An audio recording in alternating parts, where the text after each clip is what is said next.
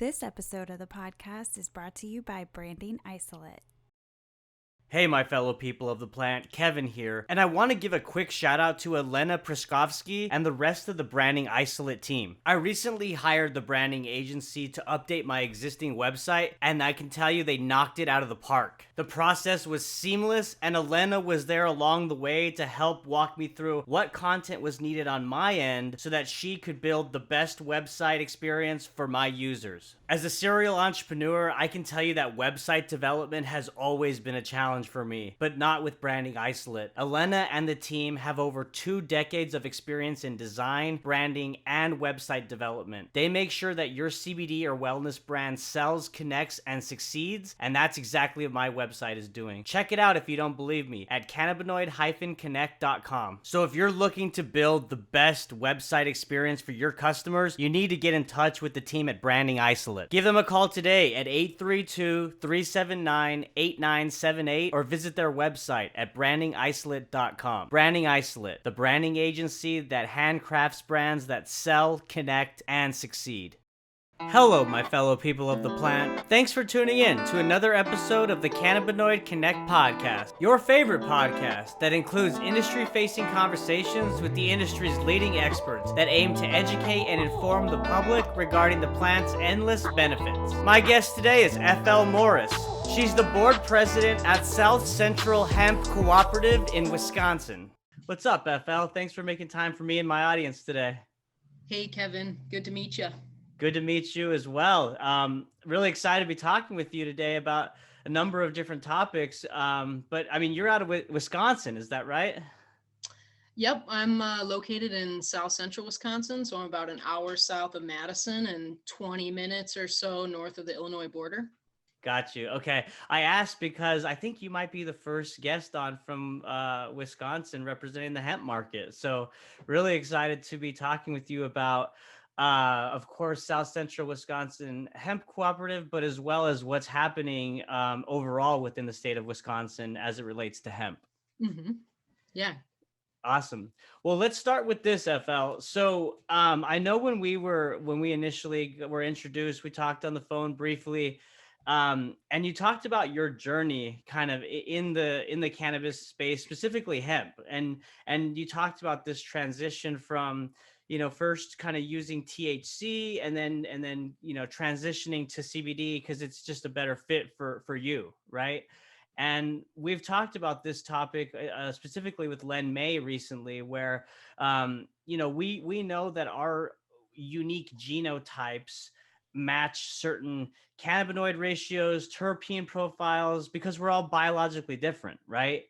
Mm-hmm. So tell me a little bit about that transition and kind of what you saw in terms of the efficacy when you used more CBD as opposed to THC, which some other people look to for the psychoactive properties. Okay, yeah. So, the story really begins when I was 13 years old and discovered smoking marijuana, swag, basically, low quality, have no idea where it was coming from, didn't care, pretty affordable, and really used THC cannabis from that day forward every day of my life through a couple of years of art school into my farming career. Even when I went out on my own farming, I would use THC every day, and it was like basically to feel some relief, right? Like it had a way of releasing like some tension, but I also enjoyed just the experience of getting high, right? But right. Later in life, I felt like I kept having to push the use of THC back in my day because it felt like irresponsible, or I would kind of close in towards the world, and I was getting involved in more community projects and different boards and things like that, and felt like I couldn't get that relief because it would also shut me off a little bit socially, and I had to push it back in my day. Right. So, I could totally see that. Like, when you get high, you kind of overthink, you're more self-aware. And if you're someone who, it takes a lot to be social and interact with people, that's probably not the best time to be getting high and smoking, right? Unless it's with other people who get high. Then right. It was like, of course I want to hang out with these people, but do I want to do business on the phone? Do I want to go, to a more formal meeting? High? Not really. So, but what I was pushing back was really my ability to feel relief earlier in the day. right? So once I started really diving into cannabis as a topic beyond just a user, but as actually a producer of hemp when it was legalized to become a producer in Wisconsin, that's when I started really learning about the nature of the plant and its ability to absorb toxins from the soil and from the air, right, as a phytoremediator, and really think about what the source of my cannabis had been for 20 something years of daily use, and the chances that pesticides or other toxins were in that are really pretty high. So Right, that especially when it's like swag, right? Back in the day, like you said, right, you're just buying whatever you could find, Yeah. totally. So I learned about the plant, and at my first harvest season, which was late summer of 2019, my first CBD harvest season, I had the opportunity to use my own certified organic, grown by myself CBD strains, and it's like it flipped a switch. It's like I could get all of the benefits that I needed and wanted from that feeling of relief, like, okay, everything's gonna be okay, I just got high, but without like the head high and without the paranoia. um and I and without, here's what's like a key difference for me is just that feeling of coming down, right, and like feeling just kind of groggy after I smoke, and really the only remedy is either coffee or smoking more, like all of that kind of after effect of getting high. It doesn't transfer over to CBD for me. So I Mhm. feel like I can use CBD early in the day. I feel like I can use it all day, and it really within 30 minutes of now I've switched to using like a tincture oil, under my tongue instead of smoking. Right. I can essentially use it throughout the day without feeling like you know stoned, without having apprehension about having professional conversations with people, and really the long-term effect of that switch for me. I mean, I was always busy and getting into projects and working my ass off as a THC user, but now I want to say that I feel much more capable of doing even more in my life as a result of switching from THC to CBD. And like I had these lines I would draw in the past. I would say, hey, it's I cannot do office work or communications work or anything organizing with anyone after like 5 o'clock. I just can't, because that was kind of like the line that I would draw. That was me time. Hmm. But now that line just, I mean, work-life balance is important, but that line has basically disappeared, and I can really, stay focused a lot Right. more hours a day because of CBD use, Well, exclusively. So and it makes so much sense, like when you talk about those lines, like if you're one who doesn't feel productive, not in the sense that you're not like a go-getter and hustling, but you feel like you're overthinking, or you're paranoid or whatever through THC. It kind of, like you said, you always have to make time for it at 5 p.m. and you're kind of shutting yourself off to other people, right? totally. So that's great that you found that CBD is a better alternative, of course, from the same plant, right? And it's just fascinating that we're still learning and just barely scratching the surface with all these different minor cannabinoids, the terpenes and flavonoids Mhm. that are included in it. Right. So wow. So, and you mentioned that the first time you used CBD was from your actual crop. So you had never had CBD experience before that?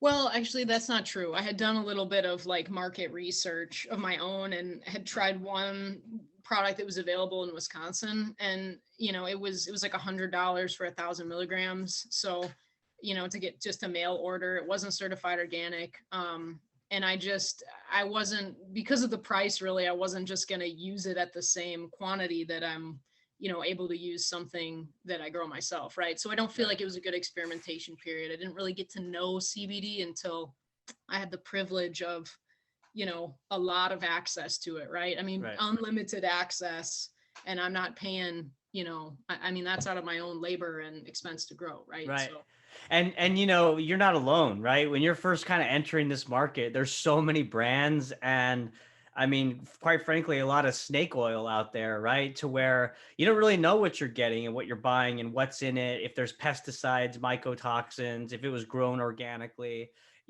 So it's awesome that you kind of have that control with your own grow operation, right? yeah. So So let's talk about that. That's a good transition. So you have the South Central Wisconsin Hemp Cooperative. So what are y'all about, and what exactly are y'all doing within the market in Wisconsin? Okay, so South Central Wisconsin Hemp Cooperative, and we also go by South Central Hemp, is a producer-led co-op. So it's owned by essentially by farm businesses, and then there's different representatives of each business for that farm, right? So it's 9 producer member farms, and we have about 18 people that are representing those farms in the co-op. We formed in February of 2019. As a result of the signage of the 2018 Farm Bill, it kind of opened that door to the possibility for myself and a group of local growers to collectively take on growing this crop, CBD hemp.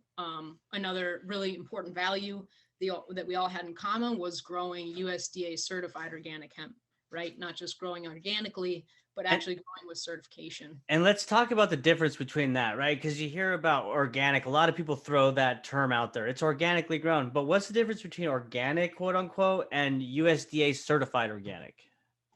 Thank you for asking, because there's potentially a huge difference. So just kind of, and I have some notes because I don't want to leave anything out here. But basically, we like to say that it's not organic unless it's USDA certified organic, right? Because organic goes beyond just we didn't use chemical pesticides in production. That in and of itself does not qualify a crop or a production system as organic, right? Um, and another thing of note is that hemp, because it is federally legal, can be certified organic, right? Cannabis, not federally legal. There is no method to become a certified organic cannabis producer. So the origin of saying this CBD product is organically grown or this hemp is organically grown, I'm sure that has a lot to do with the fact that you can get away with saying that in cannabis, but you can't in with federal guidelines, right? You And can't call something organic right. without going through the proper certification. And that's because of the lack of regulation, like around having to, like, because I know that USDA organic certified has its own set of like criteria and what you're doing, but people are able to say quote unquote organically grown because of the lack of regulation around that, right? Right. Well, regulation enforcement, really. There is Right, regulation. right. There is Regulation regulation. enforcement. Okay. Right. It is enforcement, and the that's a result of an underfunded, agency, basically the USDA, who doesn't have this whole army of investigators out there slapping people on the wrist for breaking its rules, right? It's not a high priority. But also, citizens can go through a complaint process. So what companies are doing by putting the word organic on their label anywhere is opening themselves at risk to being called out by a consumer, potentially, right? A customer or an observer, or whatever you want to call them, a watchdog. And the consequences of here, I pulled out the wording from the website because often other people say it better than I can, right? But from the USDA website, it says using fraudulent documents to market, label, or sell non-organic agricultural products as organic is punishable by fines of up to $18,530 for each violation. So not only is it unfair for growers and processors who actually take all of these steps, which is like holistic farm planning, right? It's not just I didn't use chemicals, it's there was no chemicals, GMO organisms, or treated seeds put on land for 3 years. That's the opening qualifier, right? Not just I didn't spray Roundup around my plants this year, right? Mm-hmm. But so what companies are doing by putting that organic verbiage on their label without having the certification to back it up is they're leaving themselves at risk to being fined a good amount of money per instance. So It's almost like they're putting a target on their back, right? Like if you're gonna label your products as being organic, then you better be following the right regulations, which is the criteria under the USDA certified organic program.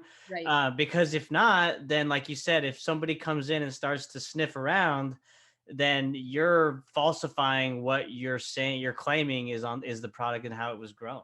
Right. and interestingly, even so, a lot of our relationships with South Central Hemp Co-op, our retail relationships, our wholesale sales partnerships are with other co-ops. So we've, grocery co-ops, supply chain co-ops, worker co-ops. That's kind of a thing about being in a co-op is you prioritize working with other co-ops, right? But one kind of interesting thing about calling around to all these grocery co-ops and talking to the wellness buyers in those departments where CBD would be sold is that when we can get someone to engage with us as this kind of a sales rep of our co-op and our product, people kind of rattle off all the products that they have on their shelves currently and how they already have 5 organic products in the category that we're offering. And as they go through each of them, maybe one has a USDA certified organic logo and can actually make that claim. And you would think that at a grocery co-op where they wouldn't dream of putting organic on a sign for a crop, a fresh produce crop that wasn't actually organic. They know organic does not mean organic unless there's some standards.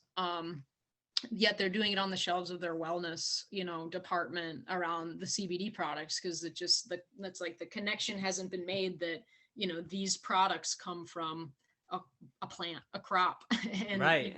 you can't just label something organic without having consequences. So, but yet, here we are finding ourselves as producers, as farmers, having to kind of educate the public about why, our certification is different and it costs us more. It's a lot more time. And it's a more kind of responsible approach to production. And that has value. Not only the value of, the guarantee that it's a safe product, right? I mean, you can't get any closer to safety than USDA organic in terms of pesticide and other toxin residues in the thing that you put on or in your body. So it's kind of like this, I want to say burden, although I enjoy the work of talking about what organic agriculture really is. It's like a burden that's carrying over from being a vegetable producer and direct market farming over to being a certified organic CBD producer, is that we have to kind of convince people that our price points and product are different and worth it and small scale. And, it's a lot of marketing work Yeah. that comes with being organic.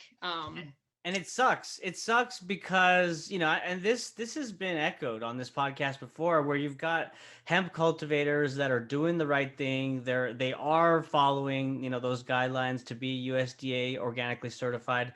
But without the enforcement, as you mentioned earlier, like there's others that are just cutting corners, right? And it's like you're sitting back and you're doing everything that you can to do the right thing and ensure that these products, contain no pesticides, no mycotoxins, residual solvents, things like that.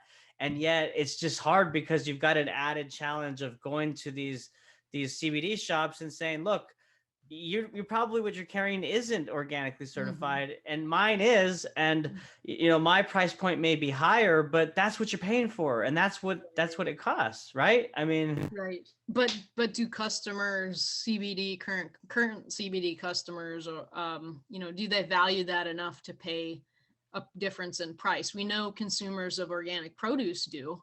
But, we don't have the messaging or the information is just not out there about CBD the way that people have really been working on, the messaging around organic and justifying paying more and why it's important to focus your dollar in your local economy and through your food is a great option, right? Vote with every dollar. It's kind of interesting that, we thought as a certified organic hemp co-op of growers, we thought that, launching a set of products that were USDA certified organic would be like a really big selling point. But the market is so flooded with options and people claiming on their labels they have organic. And this product category that we have launched into, just a CBD oil or CBD tincture, which is 2 ingredients, right? A carrier oil and our CBD crude. It's like, it's not enough to differentiate ourselves finding. And it's kind of like, we need to be strategic with our partnerships and our products, to make sure that we're really like doing that education piece because it's going to help our marketing.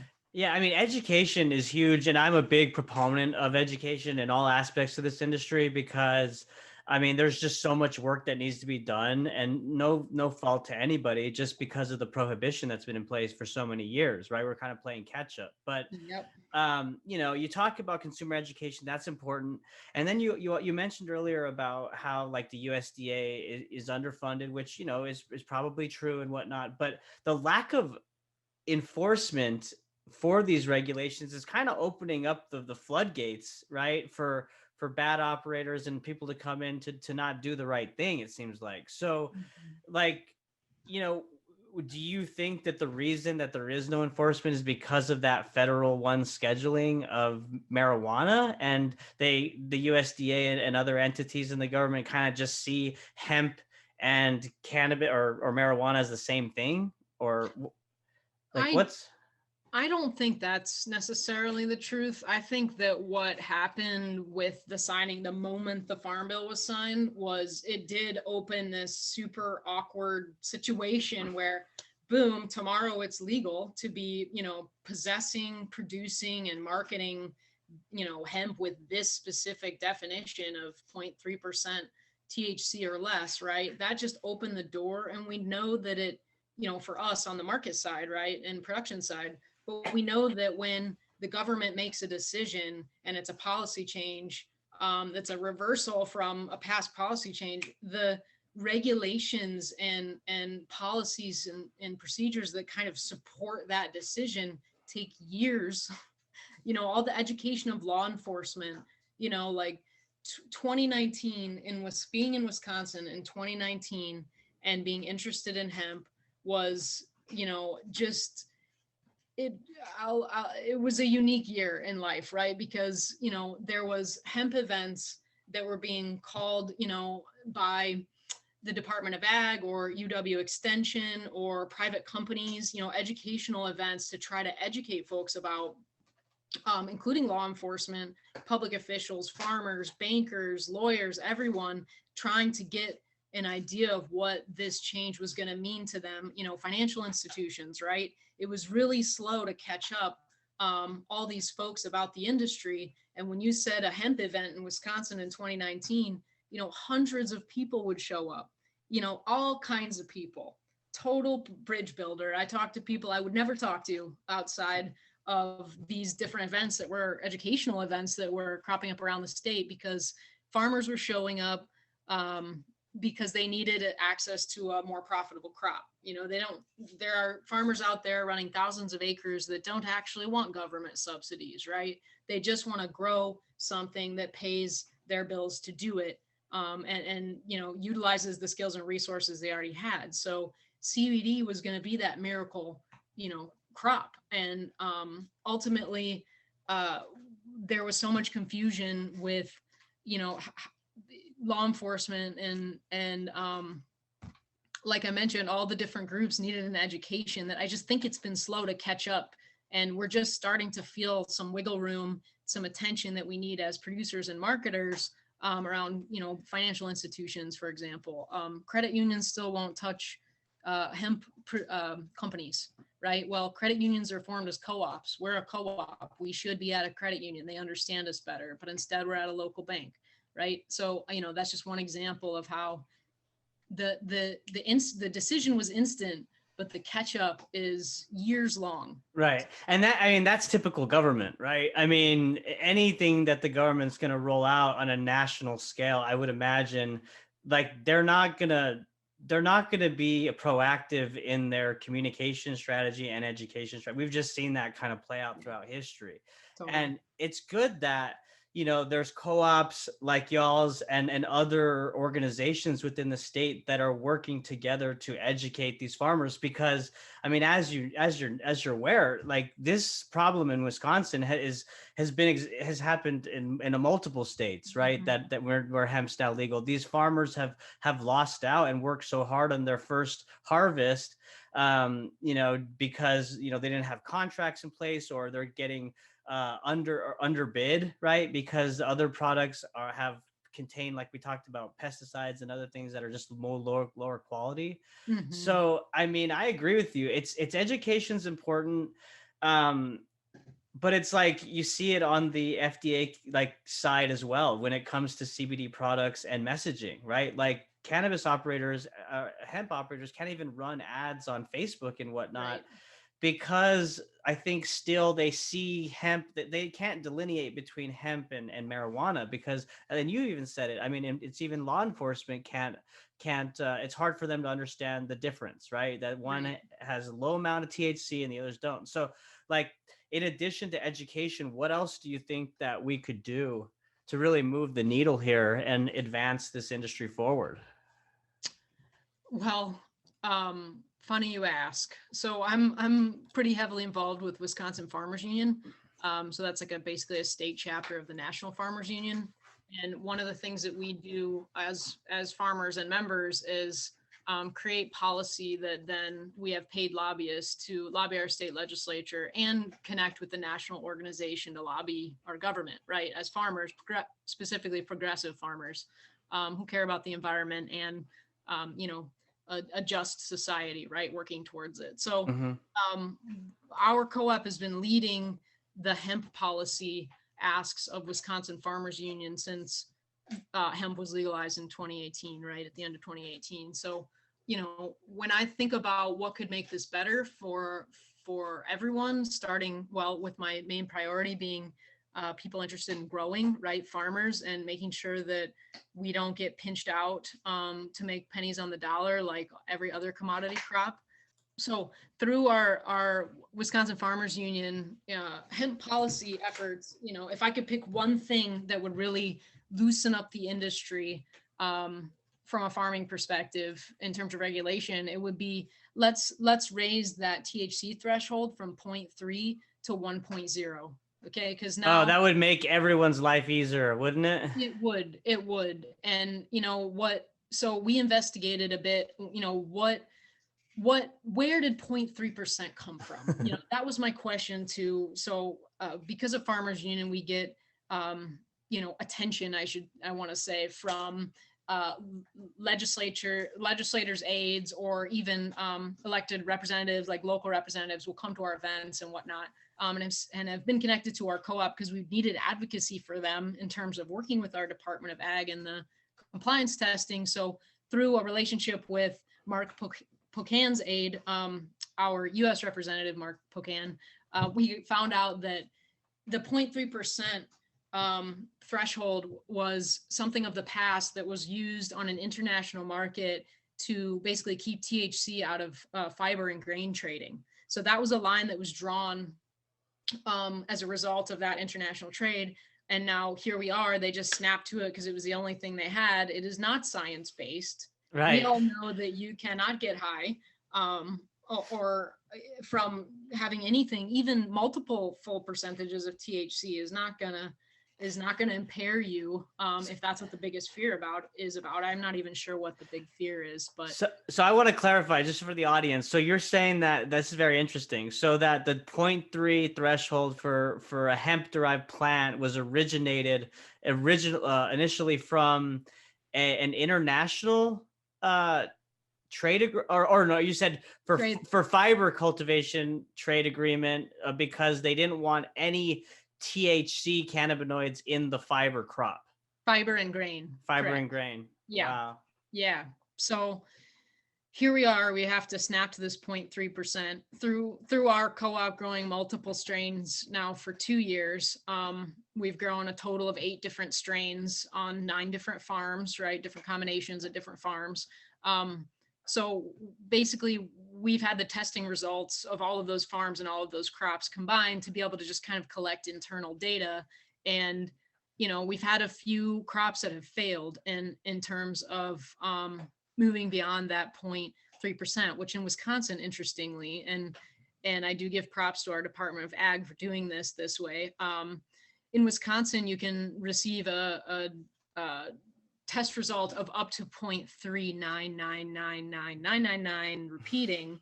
Okay, that would be a passing test. But if you're at 0.4% with your crop test, that is a failed test, right? So it can be a millionth of a percentile off and cost you an entire season's worth of work, not based on science, and then be forced to destroy the crop and send photo documentation that you've completed the destruction of your own crop. Yeah.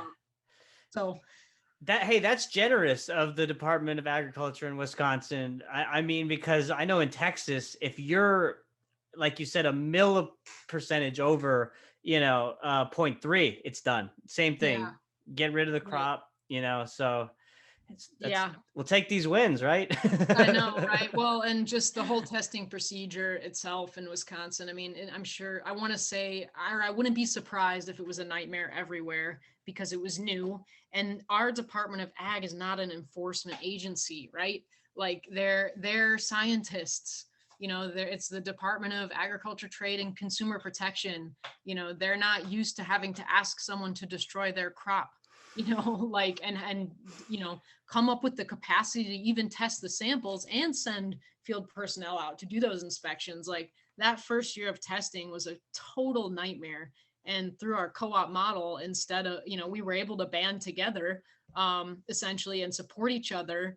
And every time I had to make a call to the Department of Ag, I could say I was representing 9 farms with this call, right? I wasn't just me, the little guy, trying to kind of, get something to happen. And also through the pressure that we can kind of put on or advocacy that we can use through Wisconsin Farmers Union has come up several times in terms of the testing, the compliance testing, and just, we know what we need to do to pass those tests. We really do. But if the state is not where they need to be at the right time, we fail the test, right? Or if they don't give us the test results back in a short enough time window for us to try to do some remediation through like irrigation flushing, which we have an example of that working for us this year on my farm, actually, getting a hot private test, having a testing agent come out just a couple days later, but running my drip irrigation that entire time, and then getting a passing test, right? So that works. But if we don't find out our test results, 2 weeks or more after that initial one is tested, even though we can have a retest and pay another $250 for that test, there's no point, because enough time has passed that the THC level has gone up and there's like no recourse. So if that's the turnaround time for testing labs, you got to get you guys in touch with New Bloom Labs. Shameless plug, but I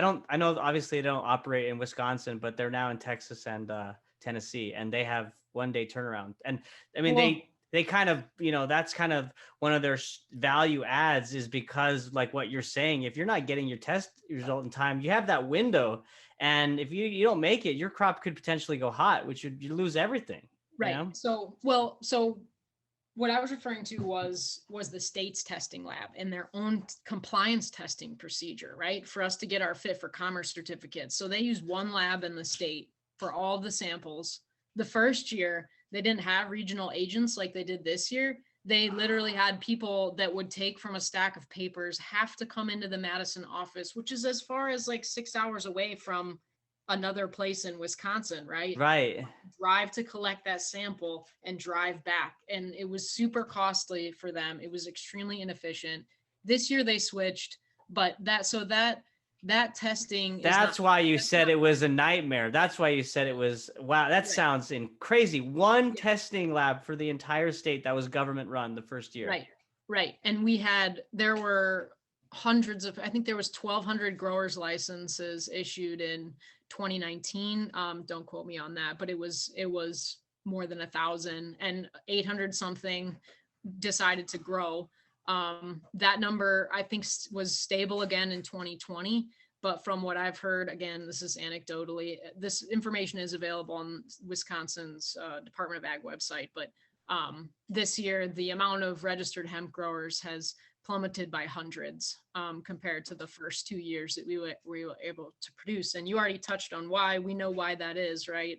I mean, what not only is there an oversupply and a lot of growers who put a bunch of time and effort into growing hemp for the first time in 2019 and still have all of that biomass and hard work sitting around waiting for a buyer. The market crashed, right? I mean, the market pricing crashed for biomass sales after the oversupply, right? That's just basic economics stuff. But ultimately, even people who did have contracts for buyers in that first year, a lot of those contracts were written without a lawyer representing or an attorney taking a look for producers. And what often happened was that the price paid to the farmer was based on market pricing, right?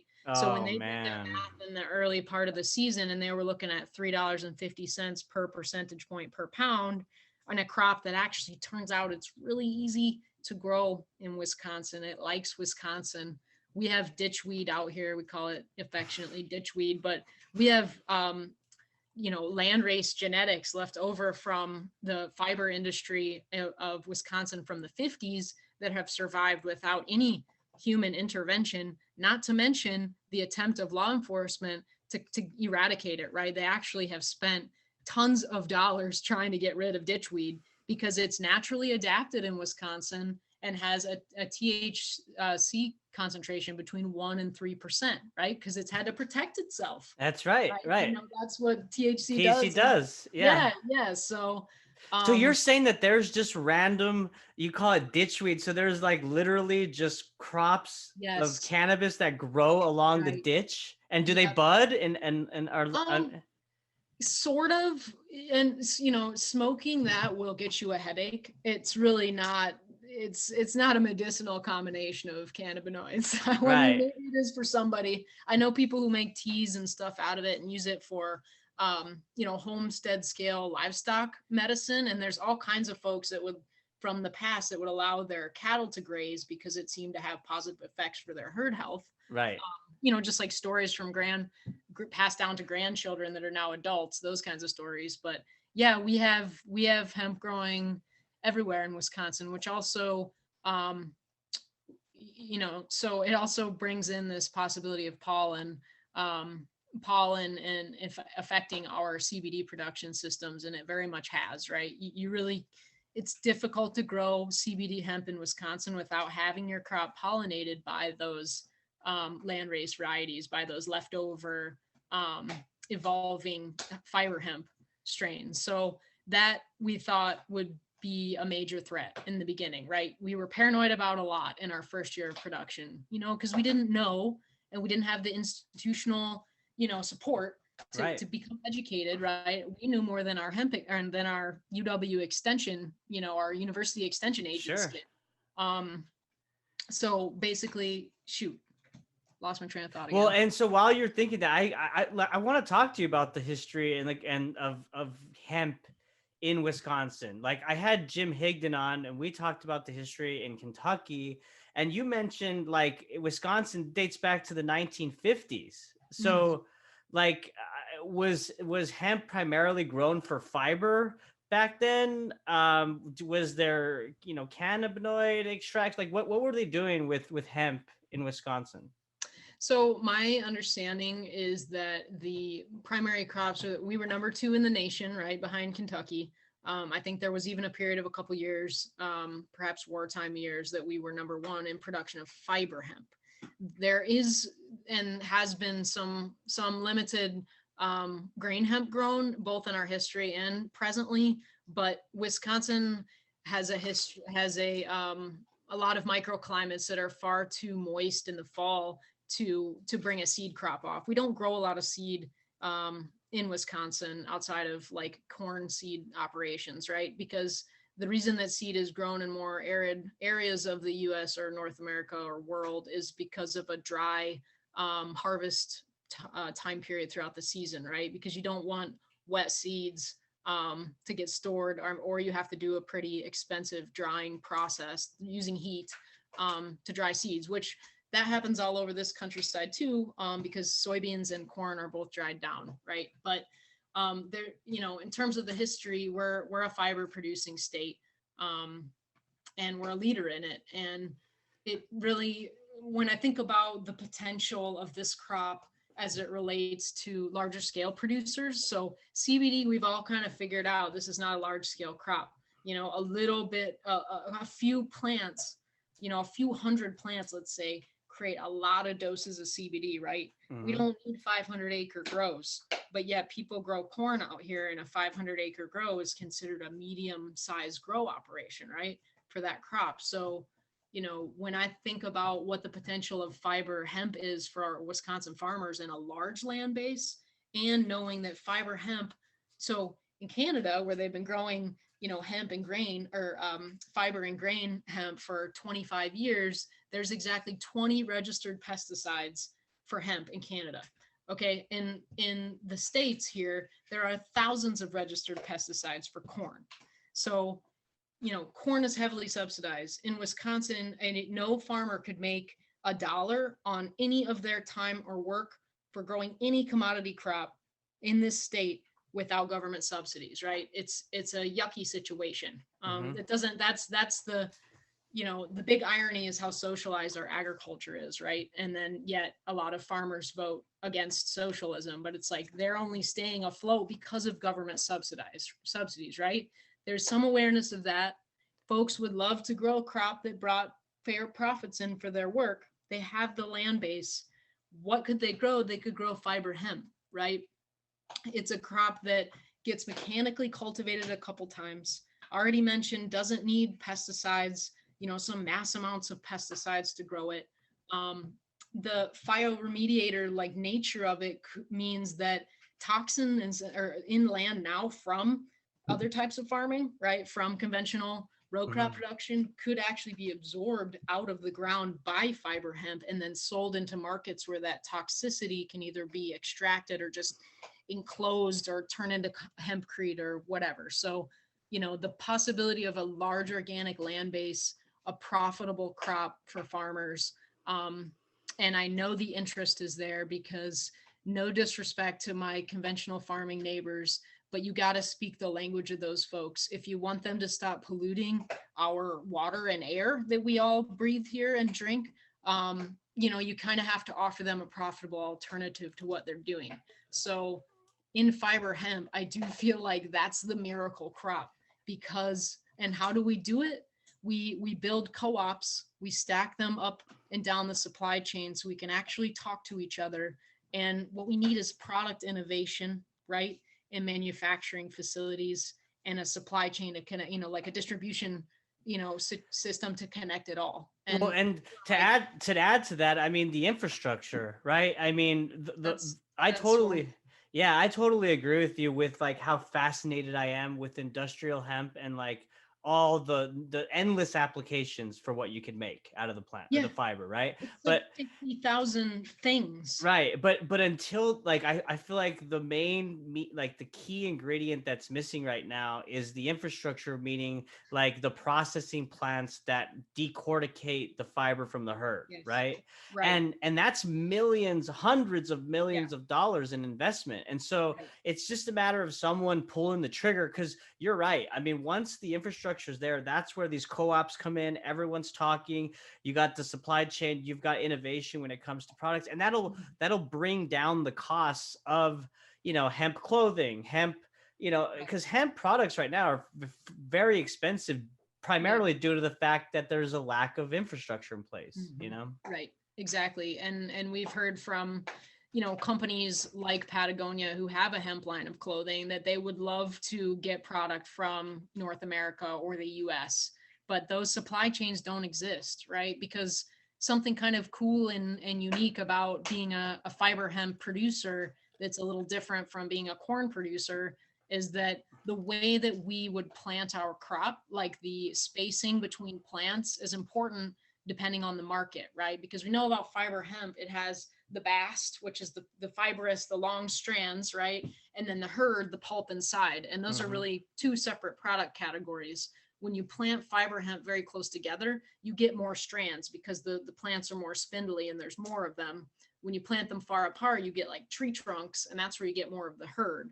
So it's like that's kind of a unique trait that, basically forces the innovators and the manufacturers to work closely with the farmers, right? We got to have a strong connection. And it's not like we're reinventing the wheel here. Canada has been doing this, but what we need to catch up. And it needs to be kind of a, the way that this is connected to so many other issues like climate change, like the US's economic stability or resiliency in producing these products here, paying living wage jobs with benefits to the workers of these plants, right? Restorative justice, social Restorative, equity. right. So Yeah.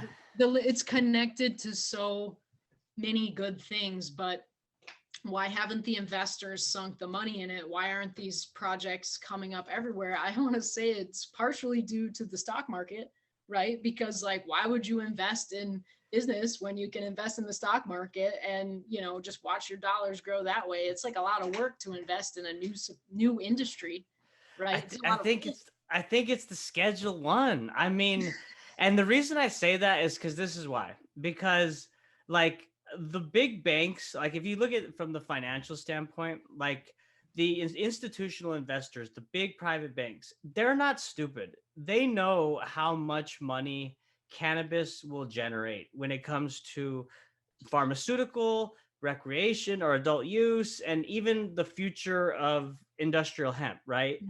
But they're not making a move yet because they're not going to put their institution at risk due to the Right, federal regulation. You know what I right, mean? So it's like until it's either actually descheduled, it has to be completely right. removed.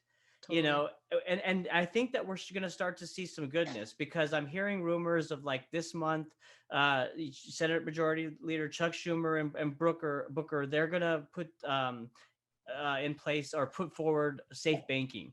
So at least that's a first step. Like, I don't think we're going to see legalization right away. That's going to come later, but we're going to start to see these measures put in place, Mhm. safe banking, removal of 280E. And that's just going to give more confidence into, like we talked about, the institutional investors, all those big players who can actually put capital into the industry and help us move forward. You know, Right. it's that federal scheduling has been such a handicap on every aspect of this industry, from growth and economic prosperity to research and development around the efficacy of medicinal cannabis, like Mhm. the restorative justice component and how so many people have been thrown in jail for this plant where now it's deemed essential in some states. And then the environmental benefits that you mentioned, right? Like climate change is a thing, like, so we know that this plant takes in a large amount of CO2 emissions. It enriches the soil. So it's just like we know a lot about this, but it's just the education piece, I think, is what you said earlier, and that's the nail on the head. Yeah, I feel also really inhibited as a person. So our co-op's not only producing certified organic hemp, right? We're also marketing it. So we have a South Central hemp brand, and we have, like I mentioned earlier, the baseline product of a 1,000 and 2,000 milligram CBD oil. So, what would really free up our ability and our opportunities to market, we believe, is if the FDA would please get off its duff and go ahead and make a ruling that CBD is safe for infusion into food and beverages for human consumption, but also officially into pet and livestock products, right? And part of this enforcement conversation that we had earlier is also the lack of enforcement for the FDA to pull any products off the shelf that have crossed that line, which is many. Every pet store in Wisconsin has a CBD pet product. I Every believe one. it. I believe it. But it's not legal. And Right. consequently, we as a co-op, if you have one person in your co-op that wants to follow the rules, which there's more than one, but I'm just saying, if you have one person that wants to follow the rules and doesn't want to go out on a limb and produce an illegal pet product, that means we're not doing that as a co-op, right? We might take that risk as individual businesses, but we're not doing that as a group. And it's kind of like, ties our hands to be able to develop some of these products or even work with, companies to create food products, different, even candy, CBD infused gummies or something, chocolates, like not legal.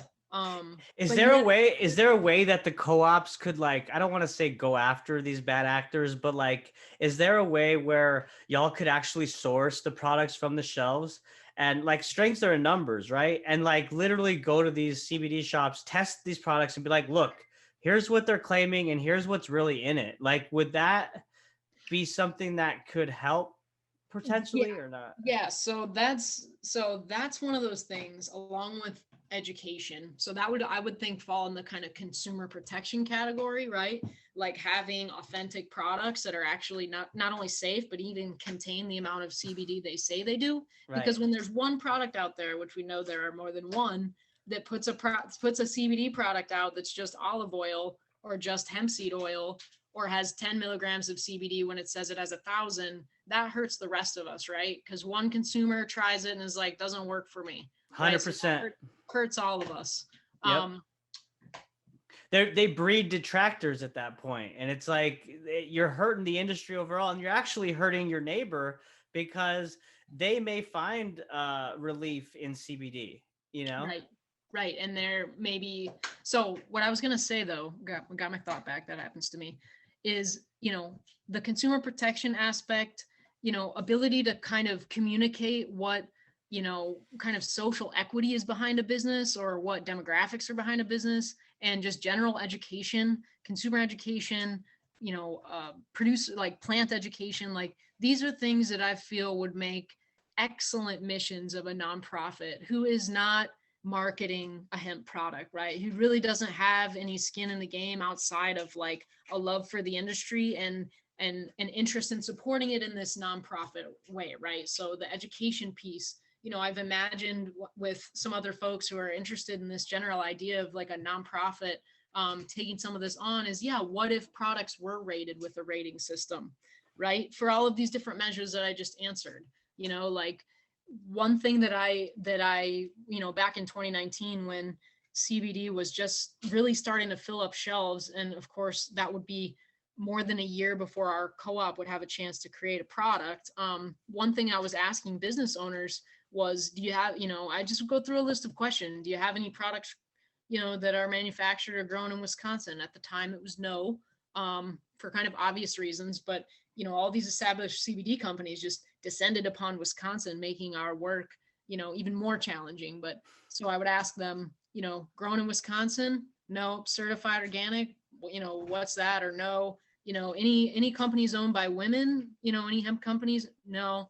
Any hemp companies owned by people of color? No. So it was basically like by deduction, like we were out competed by basically white males from other states than Wisconsin before we could even get in there, right? Because they had established companies, they had the industry know-how, they had great marketing, they had awesome marketing budgets, they had designated sales representatives, right? Right. All these farmers that are sitting on their crops right now in Wisconsin, they don't have any of that. A few of them do, and you can tell who does, right? But most of us don't have that. Our co-op does not have $1 million marketing budget, right? We're a farmer co-op. Right. Like we invested with hemp.